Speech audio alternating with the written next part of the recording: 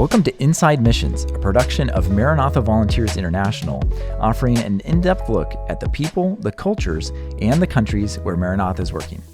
I'm Dustin Comm, and today we have a volunteer mission trip leader who has been bringing groups of youth into the mission field with Maranatha year after year, and that is Northern California Conference of Seventh-day Adventist Youth and Pathfinder Director Eddie Heinrich. Eddie, welcome to Inside Missions. Hey, thanks, Dustin. It's good to be here today. We're glad that you're here. You're fresh off of leading a project to Kenya, to the Chemo Girl Adventist School, and I want to hear all about that. But first, I was looking up your sort of Maranatha profile in our system, and it looks like you've been going on Maranatha mission trips back, like your first one was 1998.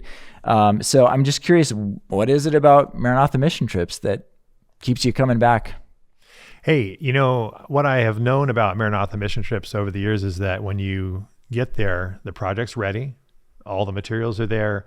It makes, as a group leader, it makes it really easy to do a mission trip, number one. And number two, I know that you guys are strategic in how you place churches and schools and evangelism centers, so it's going to have the highest impact possible when you do a trip with Maranatha.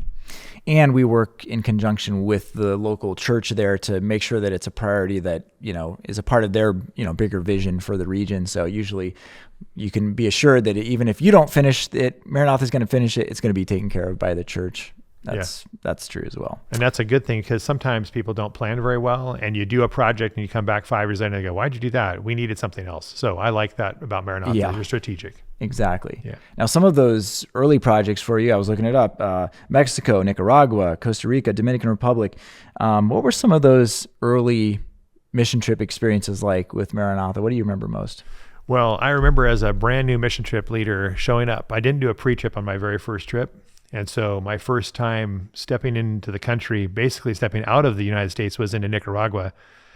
Wow, what an experience. And when you say pre-trip, you're talking about doing some sort of site visit of where you're going to go ahead of time. Okay. Yeah, I usually do after that, I always do a site visit, because I just trusted that everything was going to be there, and it was there, but the level of comfort since then has been much better when I do a pre-trip.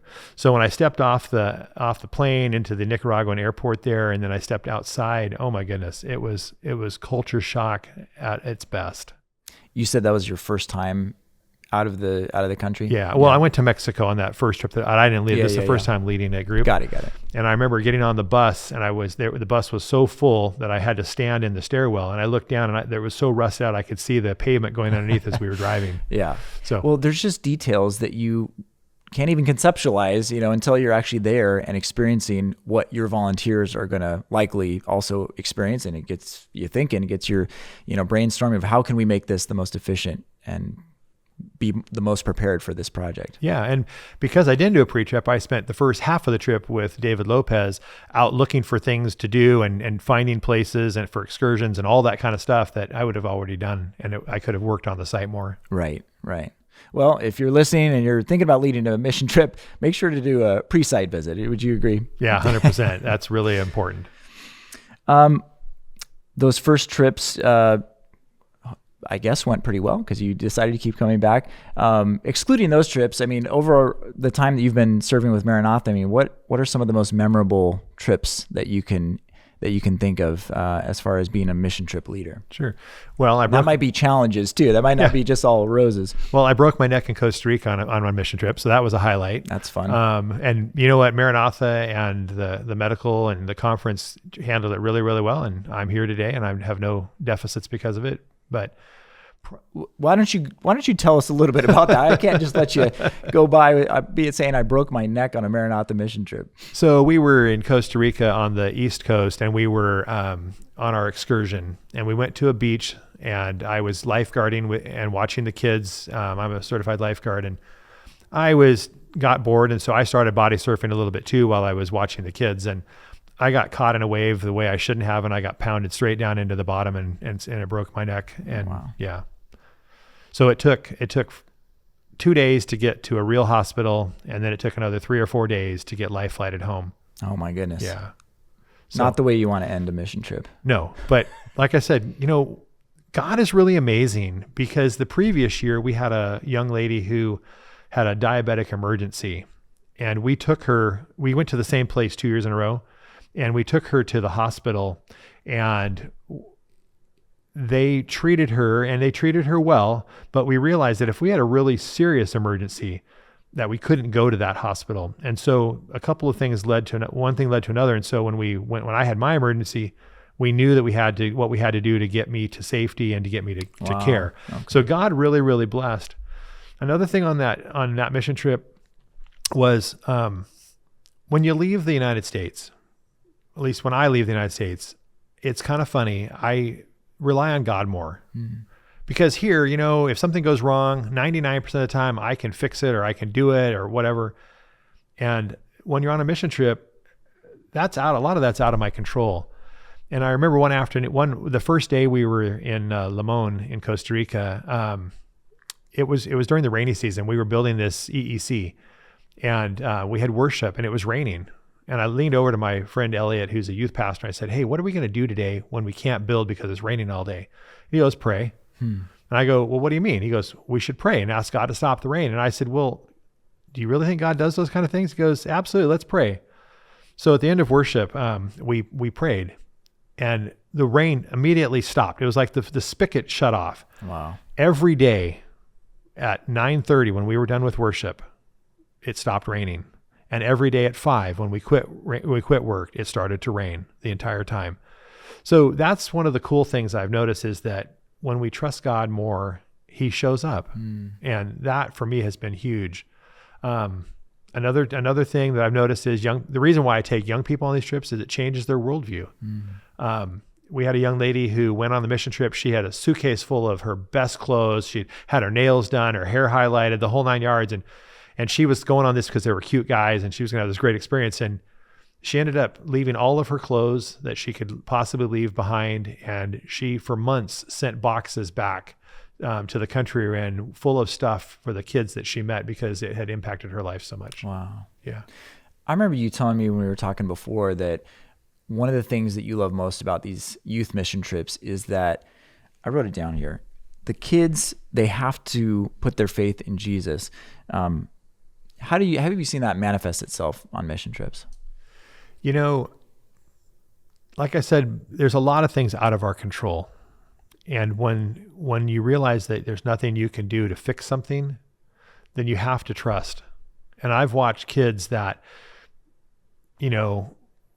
are used to doing all these things. They have iPhones, they have all the money, everything, whatever. But when you get on these trips, all of that kind of goes out the window, because you never know what's going to happen. For instance, we were in the Dominican Republic during the first Gulf War, and we were pretty worried, and I don't know why we were worried when the war started. Yeah. Okay. In fact, the local military commander actually drove over to where we were. He brought a truckload of troops and said, "Look, we're going to be with you until you get home." Oh, wow. And our kids see that. And they go, "Wow, God." I mean, I couldn't have called them, "Hey, can you come on over and bring some," no, the kids see how God is working, and the trust level, they go, "Wow, maybe we can trust God more." And so you put kids in an environment that's not in their comfort zone, and my goodness, just watch and see what happens. How have you led mission trips differently over the years as you've gone on more and more? And, what have you changed about how you lead mission trips? Well, first of all, the first few mission trips I did, we slept on the floor in classrooms, in tents and all of that. And the first mission trip we took to the Dominican Republic, to Costa Rica, I parceled out all the adults to church members' homes. Can you imagine what that was like? I can't. Like for their comfort?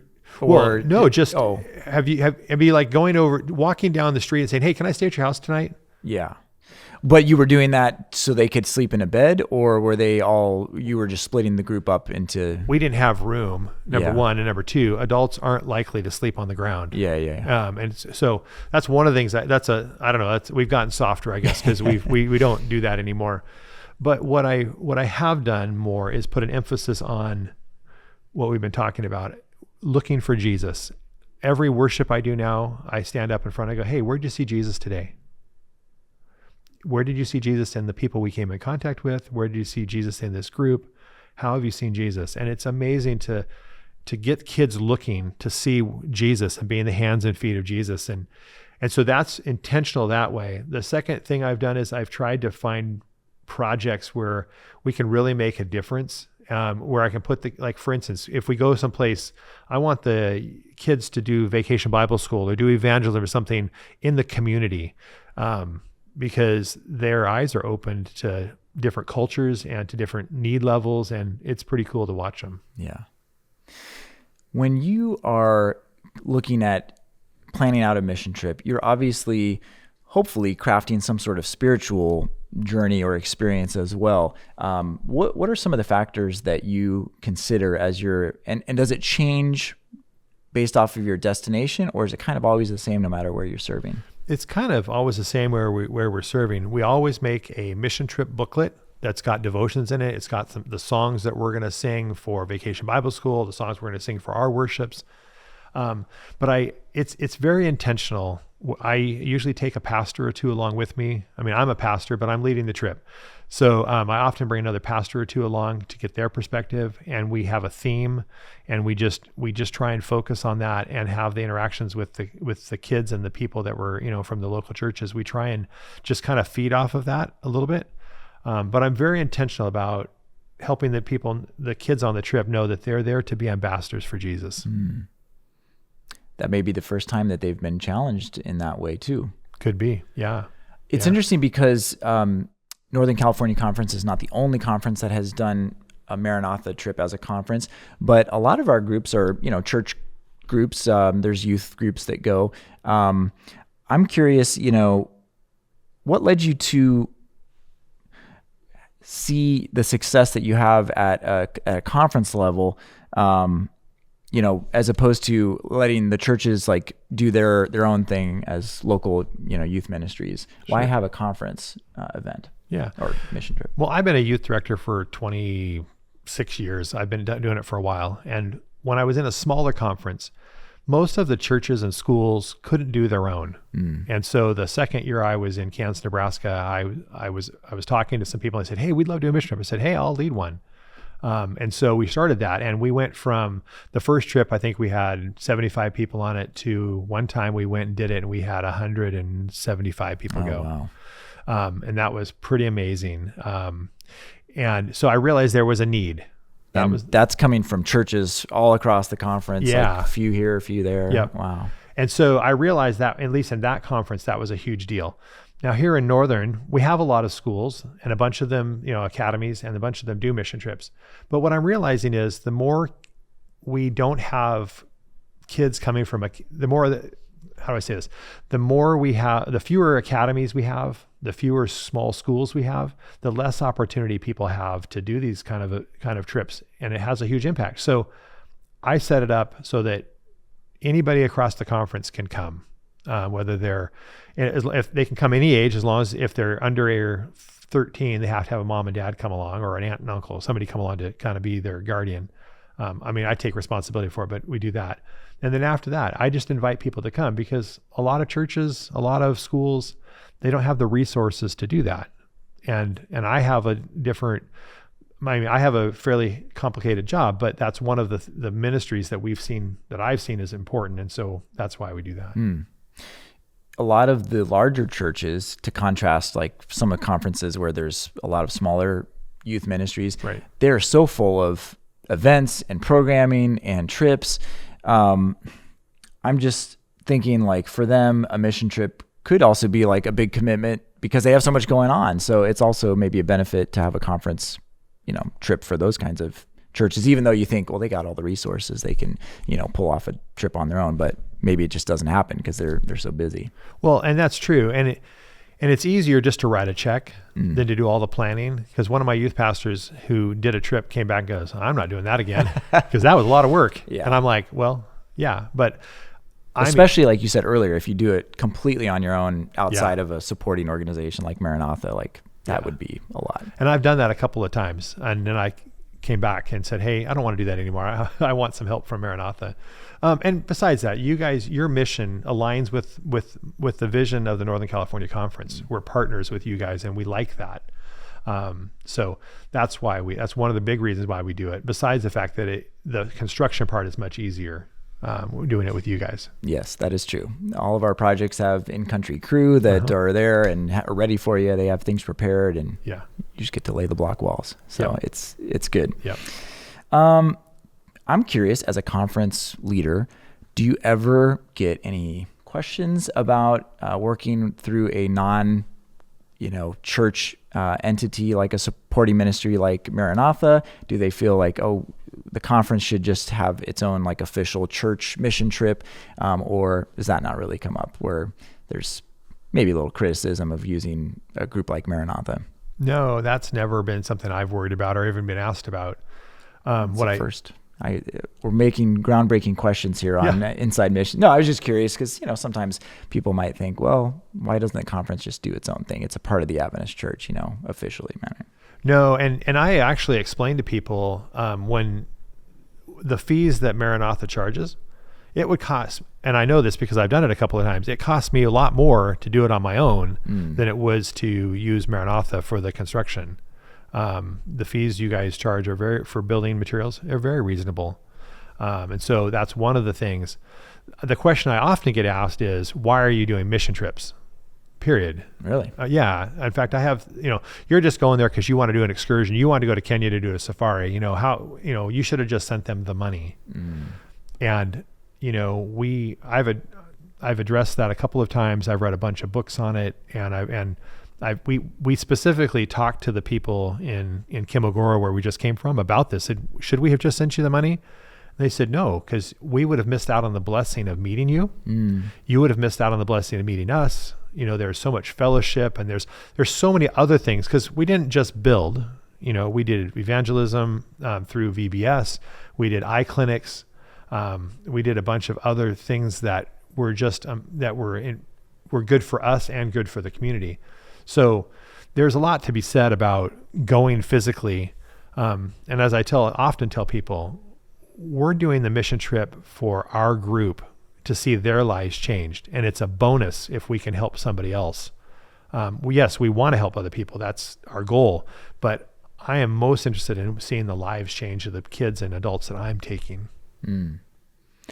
Interesting. So a little bit of flack of why are we even doing this mission trip, but you can see the lives changed on both sides, both the people that you're serving and also the volunteers that are coming. How does you said that it is, focus on the volunteers and the impact they're going to receive, but also the people you're serving locally. How do you go about, you can't do a mission trip if you're not helping people, right? I mean, that's the whole point. Right. There is this blessing that the volunteers are going to get, but what excites you most about the type of project that you're going to be leading people on? What kind of projects provide the most opportunity for growth? So it's meeting the people. The building is almost much of the time, finishing the building and all of that, it feels good, but that's secondary to what we've been able to accomplish through VBS and through meeting the needs of the kids. Because it's been a few years ago, we went to Isiolo in Kenya, and we built a girls' dormitory. And to watch, we got done, and the kids immediately moved in. And to see them go from a wooden shack, that barely had windows and the roof was falling off, going from that to a concrete dorm that had bunk beds in it. We gave them blankets and pillows, and they went from almost having nothing to having a safe, clean, dry place to sleep. Man, that was amazing to see. And on this trip into Kimogoro, to watch the kids, we saw where they were being taught in there, and praise the Lord, they were being taught. But to go from a wooden structure that was leaking when the wind blew, the rain came in and all of that, to this beautiful plastered, I have pictures of the building. It's finished, it's plastered. The kids already moved in. They're already using it. That's amazing impact. To see what Maranatha did there as far as their cafeteria. Maranatha built this beautiful cafeteria for them. And if you see the pictures of their cafeteria now, it's just a wooden shack that they have fires in, that they cook all their food for 400 people every, 3 times a day. So to see that and to realize the impact that we're having That's pretty amazing.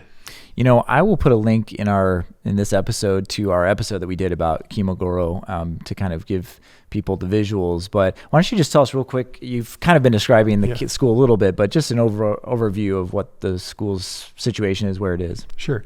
Kimogoro is up at a really actually fairly high elevation. I didn't realize it's like almost 7,000 feet. So that explains why I was having trouble walking around carrying blocks. I was like, man, I'm having trouble breathing. Yeah. And I realized later, we're really high. But it's this beautiful school up on the top of a mountain, surrounded by, like I said, valleys. There's tea plantations, there's corn places where they grow corn and cabbage and all that kind of stuff. But when you drive onto the campus, there's this beautiful green lawn, and the kids were out lined up waiting to greet us, and they were singing. Their Pathfinder Club was there. It was really cool. And on one side you have some classrooms, on the other side you have some dormitories, and it's just this beautiful place. But what struck me the most was the principal's office and their storage shed. It was this wooden structure that wouldn't keep, I don't know if it kept the rain out all the time. Their cafeteria, they're not cafeteria, but their cook shack was this place where they cook their meals in big pots for 400 people over an open fire. And the guy was complaining about his eyes.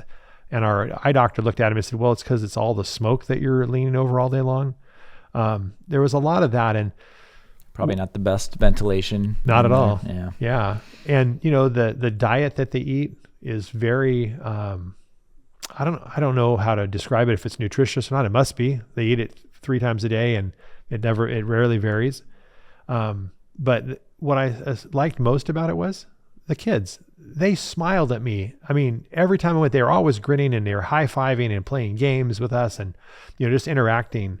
And one little quick story that I just found amazing was we realized that when we finally figured out what they were eating for food, we were like, hey, we're over here eating different food, and wonder if we could be a blessing to them. So I went to Mr. Shadrack and said, hey, what could we do that would be a special treat that they might enjoy? He goes, man, could we do eggs for all the kids?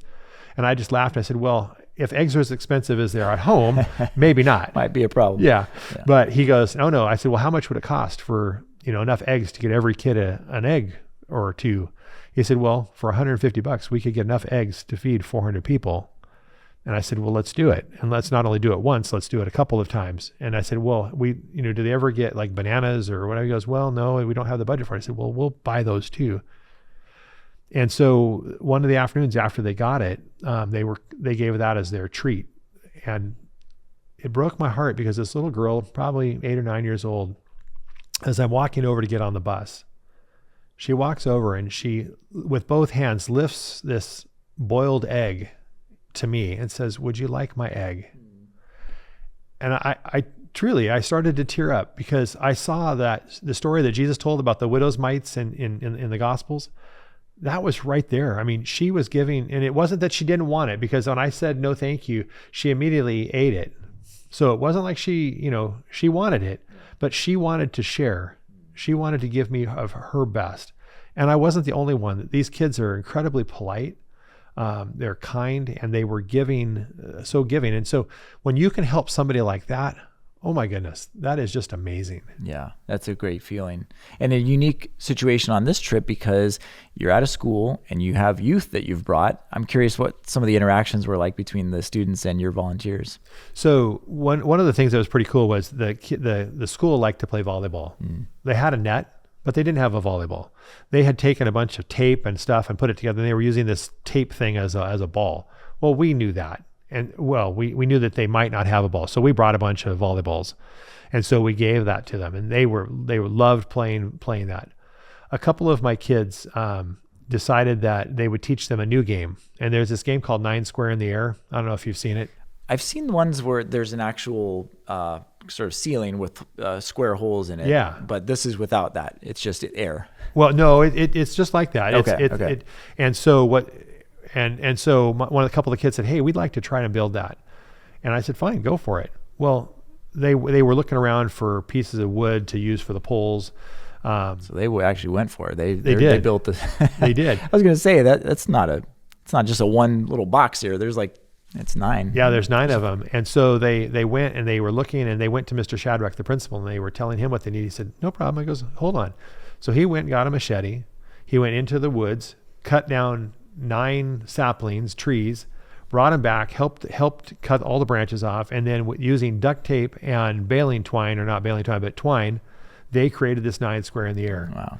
And the kids were playing it. They'd never seen it before, obviously, and they were playing it. And that was the fun part my kids enjoyed. They just interacted. They built relationships. They were always taking selfies with the kids. The kids were looking at their Apple Watches, just, and then there was a lot of just plain old goofing around that kids do. And that was really, really, there were some really cool relationships formed. Do you feel that your volunteers got a sense for how they fit into the larger picture of this, and maybe not just like on this Kimogora project, but the larger picture of what a short-term mission trip is? How much emphasis do you put on sort of setting the context of what this project is? Obviously there's long-term mission trips, there's short-term mission trips, and going on a 2-week mission trip helps for that amount of time. But sometimes people don't feel like, oh, maybe my impact is just limited to these 2 weeks. Is that something that comes up at all when you're talking especially with youth? It does, because and on this trip especially, I laid out the fact, I said, look, this school got started a few years ago with nothing. We had a church member, who donated the land, and, there's some history there. And I said, and look what Maranatha has done. Look what other people have done to make this place really cool. And I say, what can we do to make this even better so that it can last a lot longer? And, it was interesting. Not only the adults, but the kids, they reached into their wallets and pulled out dollars. We sponsored, when we left money to sponsor 7 or 8 kids for an entire year. Wow. So it was hugely impactful, because they had kids that wanted to come. They just couldn't afford to come, and they didn't have a way to sponsor them. Oh, okay. And Mr. Shadrach told me, and I don't know if this is really accurate, but what he told me was, he goes, look, you sponsor kids, which means kids can come. They come from single family homes, from widows, those kind of homes that they're not going to have a great opportunity in life. He said, they come from there. So they come to our school, we feed them, we educate them, and we send them out. And he said, but when you do that, not only that, but you're paying our teachers, because a lot of the money that they have goes to pay their teachers. Sure. And these are teachers who they're not volunteers, but they're awfully close to volunteers. They don't get paid a whole lot in their own right. Yeah. And they're happy. Mr. Shadrach has been there over 13 years, and he's happy doing it. And I asked him, I said, so what's your vision long term? And he said, he goes, I want 600 students at my school. Wow. And he goes, when I got here, there were 65 students, and now there's almost 400. And he goes, I want to grow it even more. I can't remember. Is it K through 10? 9. K through 9. Yeah. Okay. And I help share that vision with my mission trip group. I say, look, we're doing this because we're helping them forward the mission of the gospel here. And when you come on a mission trip, this is what we're doing. And I also just try and help share the idea that we could help even more. And so a bunch of the adults have said, hey, we'd like to figure out how to give more money to sponsor kids to the school. And hey, maybe we could come back and do this mission trip again to build another structure that would help them even more. Well, no matter if it's church or school, I think any group that goes on a Maranatha mission trip can know that even though you might only be there for 7 days, 10 days, through the friendships that you create that frankly can be eternal, as well as these structures that you're working on. Yeah, you might have only worked on it for 10 days, but it's going to last for generations to come. So I was just trying to encourage people, like, you're not a long-term, like, you're serving for a year missionary, but the work that you're doing is going to last for the foreseeable future. So, and it's really important, as you said. It's not only for the spiritual development of the kids that are going on the trip or the adults that are going on the trip, but you can see the impact it had on the students. Because, when you have adults paying attention to kids and you have kids playing with kids and paying attention to kids and sharing Jesus, I mean, that's really impactful. And I think I've heard it quite often at different places I've visited. We're just so glad that we know that there's brothers and sisters within the Adventist Church that care enough about us to come all the way here and to serve us, to worship with us, to be with us, and they maybe they don't see that international component. I mean, we don't see that international component all the time of our Adventist church, but it really is a global church. Well, and that's a great point you just brought up, because so often we get stuck in our own context, and we go, well, why are we giving offerings for mission? Why do we do these kind of things? And when you realize that you can go to Africa or you can go to South America and you are meeting with people who believe similar things to you, and you can see what you're helping the whole worldwide church. That's really pretty amazing. You can go anywhere in the world almost on a Saturday morning, and you'll find some people that will love you. Yep, that's exactly right. Yeah. That's pretty cool too. I think we've gone through a lot of my questions here. I want to ask you personally, you've been on, I think I counted up around 15 mission trips. I think you've done more than 15 overall in your life, but you've worked for conferences for a long time, you're a pastor, and yet you also are a child of God. What have you learned about this God that you serve over all these decades of going on mission trips? Wow. That's a really tough question. Number one is the God that I serve always cares about me, and he loves me no matter what. Romans 8:35-39 talks about how there's nothing that can separate us from the love of God. And that has been reinforced over and over on these mission trips. A number of years ago, I think 15 years ago, I got to rebaptize one of my best friends. She had some issues, and on a mission trip, she goes, I want to rededicate. She was so touched by the mission trip and by some other things that happened in her life. She goes, I want to rededicate my life to Jesus on this trip. So I got to baptize her on that trip. I've gotten to baptize kids in the ocean on a number of trips, and it's been fun just to watch the faith development. And like I said before, when it reminds me every time I step out of the country that I need to rely on God. And so I'm trying, and it's really hard, but I'm trying to live that way every day, because I want to trust God as much here in Sacramento, California, as I do in Costa Rica or Kenya. I was going to ask you about that actually, and I'd forgotten about it earlier. You were talking about on mission trips, asking the kids or all the volunteers, where did you see Jesus today? How can you try to frame that or set them up to also ask that question every day? Because often we kind of don't ask that question at the end of a day back here at home.